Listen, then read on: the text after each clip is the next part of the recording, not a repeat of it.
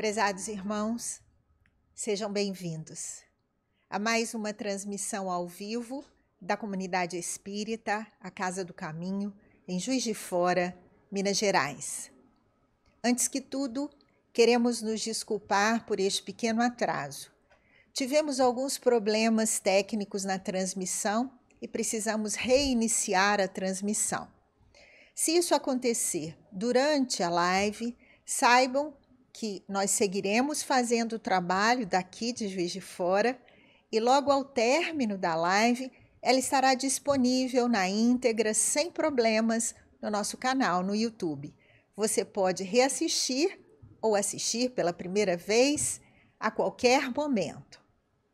A tecnologia é assim, é um grande avanço, mas haverão sempre problemas e dificuldades conquanto ainda os nossos momentos de aprendizagem em todas as coisas. Mas a tecnologia mais importante, o conhecimento mais relevante para todos nós, é das coisas do Espírito. Por isso nós estamos aqui, para juntos, distantes fisicamente, mas unidos e reunidos mentalmente, nos associarmos à grande rede do bem, formada por Jesus, o nosso Mestre, em torno do planeta, o planeta Terra, este planeta que ele governa, do qual ele participou desde os primórdios na sua criação e segue nos guiando no caminho da melhoria e da perfeição. Vamos buscar na prece a presença de Jesus entre nós. Senhor Jesus, nosso mestre, nosso médico, nosso amigo, vivendo num planeta de provas e expiações, nós espíritos ainda tão pequenos, diante da grandeza da eternidade, caminhamos às vezes, Senhor, titubeantes, às vezes frágeis e assustados, às vezes enfraquecidos e atemorizados. Mas quando nos encontramos com a mensagem do vosso Evangelho, Senhor, o medo, a fragilidade, a inquietação e a pequenez são sobrepostos pela clareza da vossa mensagem, nos colocando em contato com as realidades espirituais. E por isso tudo, Jesus, amigo, nós vos agradecemos. Vos agradecemos pela vossa palavra clara, pela vossa presença amorável entre nós e pelos exemplos que deixastes para todos nós há mais de 2000 anos. Vos agradecemos, Senhor Jesus, porque tendes enviado ao mundo os vossos trabalhadores.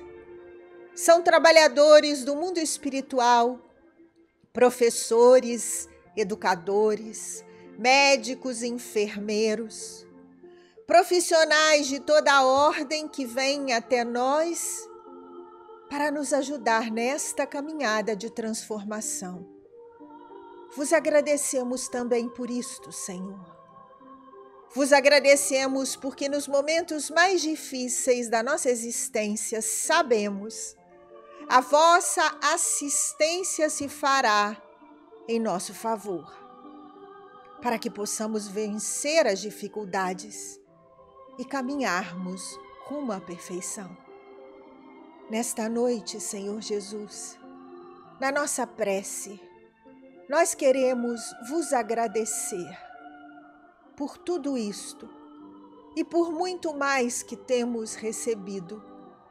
Vos agradecemos, Senhor Jesus, e finalizamos a nossa prece pedindo: continuai conosco, Senhor, hoje e para todos sempre. Que assim seja. Graças a Deus.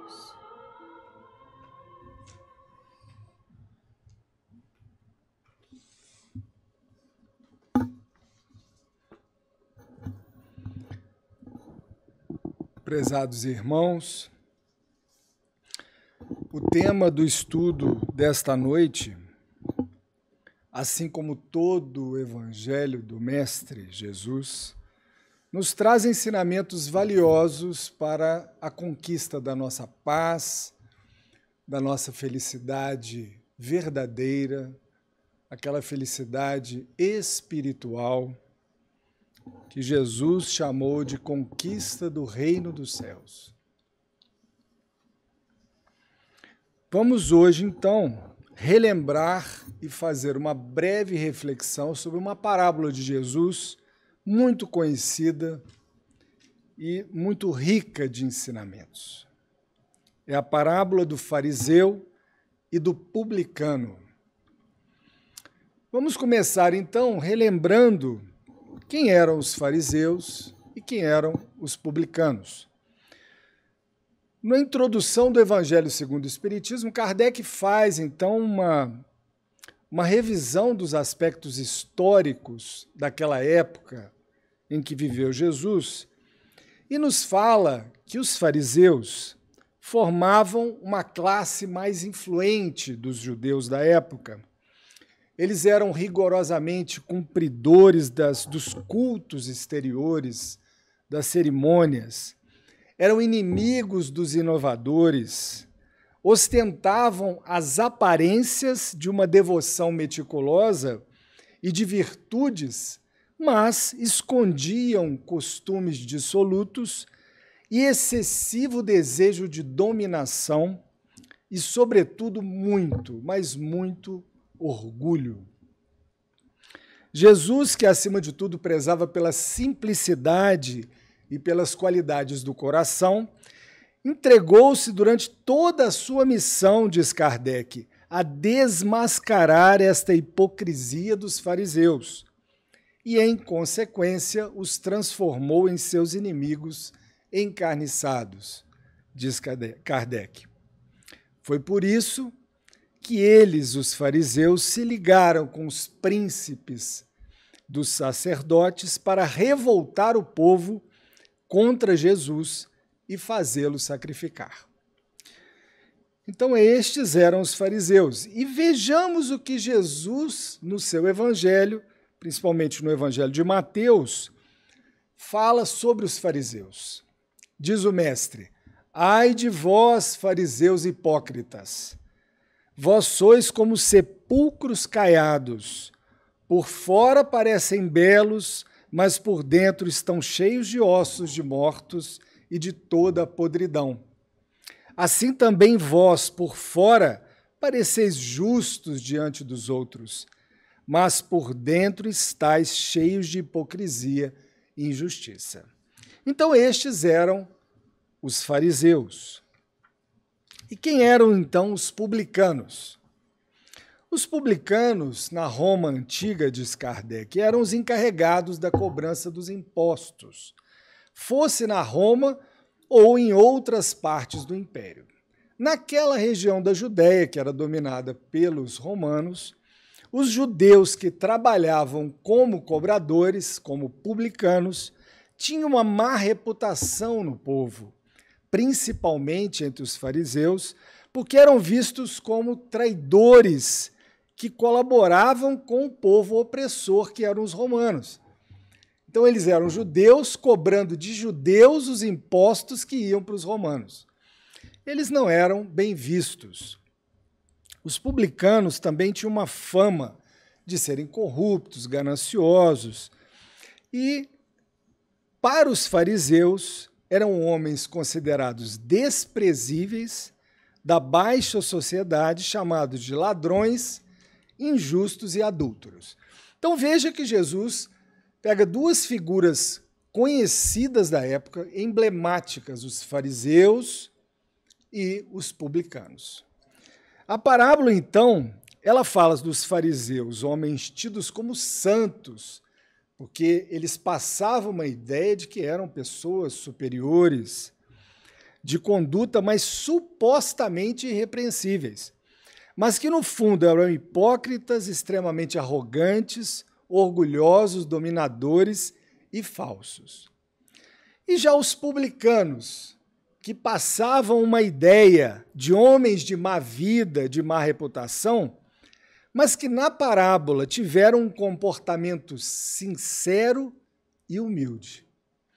Então vejamos a lição que o mestre nos trouxe. O texto evangélico de Lucas diz assim: e Jesus propôs também esta parábola a uns que confiavam em si mesmos e como se fossem justos e desprezavam os outros. Então vejamos que Jesus dirigiu a palavra àqueles que se consideravam justos e desprezavam os outros. Uma incoerência. E começa assim: subiram 2 homens ao templo a fazer uma oração, um fariseu e um publicano, disse Jesus.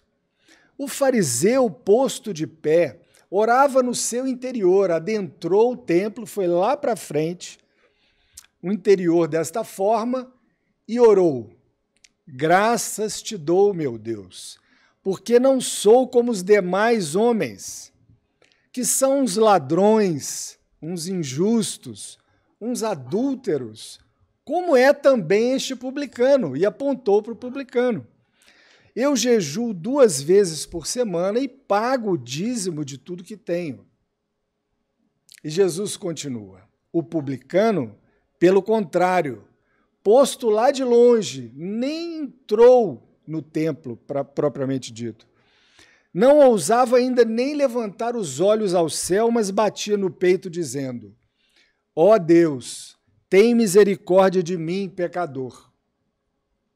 Digo-vos, disse Jesus, que este voltou justificado para sua casa, e não outro, porque todo aquele que se exalta será humilhado, e todo aquele que se humilha será exaltado. Então, quais são os ensinamentos principais dessa parábola? Primeiro, os males, os malefícios do orgulho, os benefícios da humildade. É o que ressalta Jesus. E também esclarece a respeito da qualidade da nossa prece. Então, algumas reflexões com o recurso que temos hoje da doutrina espírita a nos iluminar. Através das experiências adquiridas nas múltiplas reencarnações, o espírito desenvolve, então, os valores da inteligência e desenvolve o seu aperfeiçoamento moral, as 2 asas de progresso.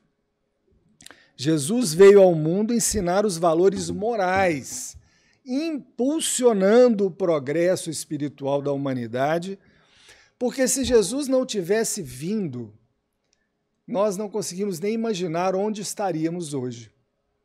Como estaríamos muito mais atrasados do que estamos, moralmente falando. Nessa parábola, a humildade, que sempre foi reconhecida pelo Cristo como uma virtude essencial à felicidade espiritual, faz oposição direta ao orgulho e à vaidade representada pelos fariseus. Jesus, então, conhecia em profundidade a alma humana. E ele aproveitou essa parábola para ensinar aquela humanidade daquela época, mas também a humanidade do porvir. Porque ele se dirigiu àqueles hipócritas que parecem ser uma coisa e não são, que desprezam seus irmãos, que são extremamente orgulhosos. E os orgulhosos não são somente os fariseus daquela época. Somos também nós. Nós precisamos olhar lá para dentro e ver o quanto ainda somos orgulhosos.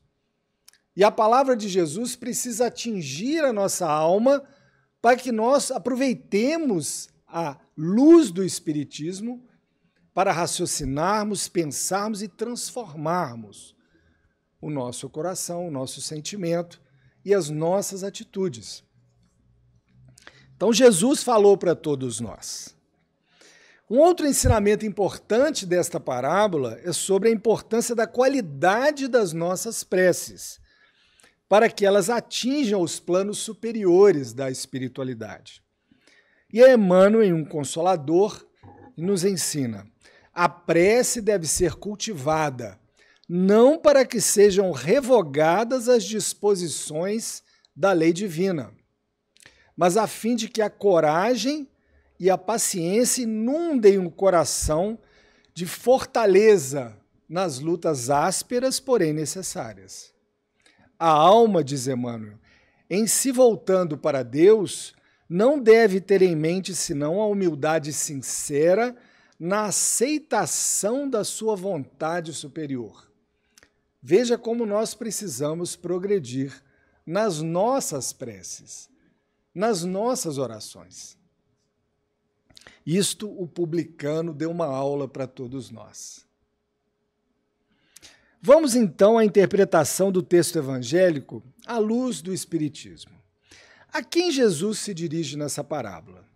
Ele se dirige especialmente aos presunçosos, aos arrogantes, que desprezam os outros, o que pensam, o que fazem, movidos sempre pelo orgulho e pela prepotência, representados aqui pelos fariseus. Vamos então refletir um pouco em nós mesmos, o quanto nós também muitas vezes agimos desta forma, deixando que o nosso orgulho tome conta das nossas atitudes, perdendo o controle sobre ele, na nossa luta interior de progresso, nos deixando dominar. Jesus falava também para todos nós. Cada um se apresentou no templo diante de Deus com sentimentos que cultivavam na alma. O fariseu, orgulhoso, arrogante, exaltando as suas supostas virtudes diante do Pai, e ainda mostrando seu desprezo e a sua ira contra os publicanos, disse: graças te dou, meu Deus, porque não sou como os demais homens, que são uns ladrões, uns injustos, uns adúlteros, como é também este publicano. Jejuo 2 vezes na semana e pago o dízimo de tudo que tem. Então, ele vê o argueiro no olho do outro e não vê a trave nos seus olhos. Vê meticulosamente os defeitos alheios e uma dificuldade imensa de enxergar os seus enormes defeitos. Sobre os malefícios do orgulho, Leon Denis, no livro Depois da Morte, no capítulo 45, nos ensina uma lição muito séria, muito grave, muito importante sobre o orgulho. Diz Leon Denis: de todos os males, o orgulho é o mais temível, pois deixa em sua passagem o germe de quase todos os vícios. Desde que penetra nas almas como se fossem praças conquistadas, ele de tudo se assenhora, instala-se à vontade e fortifica-se até se tornar inexpugnável. Diz Leon Denis: ai de quem se deixou dominar pelo orgulho. Não poderá libertar-se deste tirano senão a preço de terríveis lutas, depois de dolorosas provações e de muitas existências de sofrimento, diz Leon Denis. Porque nisso somente é que está o remédio eficaz para os males que o orgulho engendra. Palavras fortes, uma realidade realmente dura, mas é a realidade da lei de causa e efeito. Disse Jesus, vamos lembrar: ai de vós, fariseus hipócritas, disse o mestre, ai de vós, se permanecerdes neste orgulho, vocês irão lá na frente ver e viver as consequências. Jesus ainda disse no final desta parábola: todo aquele que se exalta será humilhado, todo aquele que se humilha será exaltado. Quando nós enxergamos esse ensinamento à luz da reencarnação, nós vemos a grandeza do ensinamento de Jesus.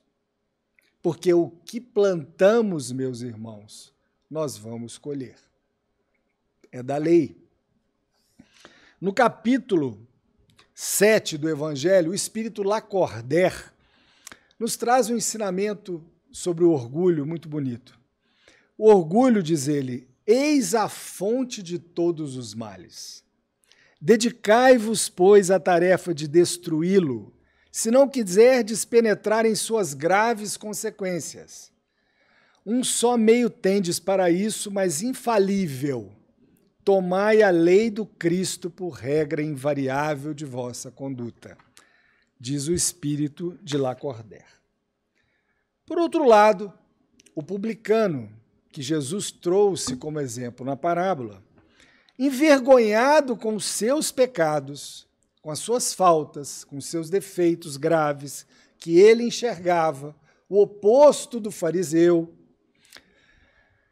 não teve coragem de se aproximar, de adentrar o templo, e nem de levantar a cabeça, mantendo um extremo respeito, dizendo com sinceridade e humildade: Este eram os que os fariseus chamavam de homens de má vida. E disse: Ó Deus, tem misericórdia de mim, pecador. Também o Espírito de Lacordaire, no ensinamento sobre a humildade, nos diz assim: a humildade é uma virtude bem esquecida entre vós. E, no entanto, sem humildade podeis ser caridosos para com o próximo? Oh, não, porque esse sentimento nivela os homens, mostra-lhes que são irmãos, que devem ajudar-se mutuamente e os encaminha ao bem. Sem a humildade, enfeitai-vos de virtudes que não possuís, como se vestisseis um hábito para ocultar as deformidades do corpo, diz Lacordaire. Lembrai-vos de Jesus, lembrai-vos da sua humildade que o fez tão grande, que o elevou acima dos profetas. O orgulho, encerra ele, é o terrível adversário da humildade. E o mestre continua a parábola dizendo: digo-vos que este desceu justificado para sua casa. A prece do publicano, de uma linha: ó Deus, tem misericórdia de mim, pecador, subiu aos céus. E ele foi então justificado, foi atendido nas suas súplicas, foi amparado por Jesus, pelos espíritos superiores e pelo Pai. No capítulo 28 do Evangelho segundo o Espiritismo, Kardec nos esclarece sobre a prece. Como a nossa prece chegar ao alto? Como ela subir e alcançar os planos superiores? Jesus nos deu a fórmula. Uma delas é a dessa parábola, a humildade que aquele publicano teve, reconhecendo os seus defeitos, as suas dificuldades e pedindo misericórdia, Senhor. Jesus, diz Kardec, definiu claramente as qualidades da prece. Quando orardes, diz ele, não vos ponhais em evidência, antes orai em secreto. Não afeteis orar muito, pois não é pela multiplicidade das palavras que sereis ouvidos, mas pela sinceridade delas.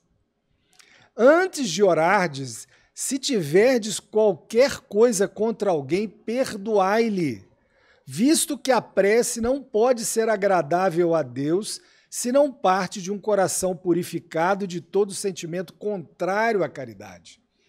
Cuidado com a mágoa. Vamos ter cuidado, porque se nós alimentarmos o ódio, a mágoa, o ressentimento no coração, a nossa prece vai bater nesse teto e vir ao chão. Não tenhamos dúvida. Nós não conseguimos enganar a espiritualidade. Nós somos transparentes para a espiritualidade. Então vamos voltar para dentro de nós mesmos e perdoar, esquecer, fazer aquilo que Jesus nos ensinou, que ele viveu, ele não só pregou, ele viveu isso. Senão as nossas preces não vão subir, não chegarão ao Pai. Tenhamos esta certeza. E Jesus encerra a parábola dizendo: porque qualquer que a si mesmo se exalta será humilhado, e qualquer que a si mesmo se humilha será exaltado. Jesus ensina e relembra a lei de causa e efeito. A cada um segundo as suas obras. Colheremos no futuro o que plantamos no presente. E no livro O Consolador, Emmanuel mais uma vez nos ensina. Foi perguntado a ele: como devemos proceder para dilatar a nossa capacidade espiritual? E ele responde: ainda não encontramos uma fórmula mais elevada e mais bela do que a do esforço próprio dentro da humildade e do amor. E perguntaram então a Emmanuel qual a maior lição que a humanidade recebeu do Mestre ao lavar ele os pés dos seus discípulos. E Emmanuel nos ensina: entregando-se a esse ato, queria o Divino Mestre testemunhar às criaturas humanas a suprema lição da humildade, demonstrando ainda uma vez que na coletividade cristã, o maior para Deus seria sempre aquele que se fizesse o menor de todos. E para encerrar, uma palavra também de Emmanuel, do livro Pensamento e Vida, muito bonita sobre a humildade. A humildade, diz ele, é o reconhecimento da nossa pequenez diante do universo. Humildade não é servidão, diz Emmanuel. É, sobretudo, independência, liberdade interior que nasce das profundezas do espírito, apoiando-lhe a permanente renovação do bem. Cultivá-la é avançar para a frente sem prender-se, é projetar o melhor de si mesmo sobre os caminhos do mundo, é esquecer todo o mal e recomeçar alegremente a tarefa do amor cada dia, refletindo-a do céu para a terra em penhor de redenção e beleza. O Cristo de Deus nasceu na palha da manjedoura e despediu-se dos homens pelos braços da cruz. Muita paz, meus irmãos.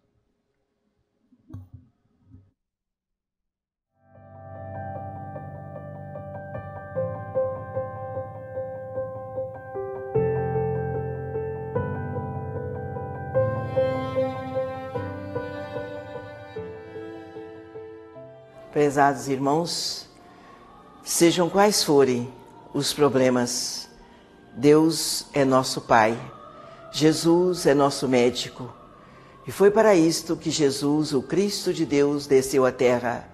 Foi para nos ensinar a orar, foi para nos ensinar a confiar, foi para passar para todos nós a mensagem de esperança no amor divino que não nos desampara. Seja qual for, então, a sua dificuldade, pense no Cristo e fale com Ele, na intimidade do seu coração. Mas para que sua prece seja ouvida, é preciso a vigilância.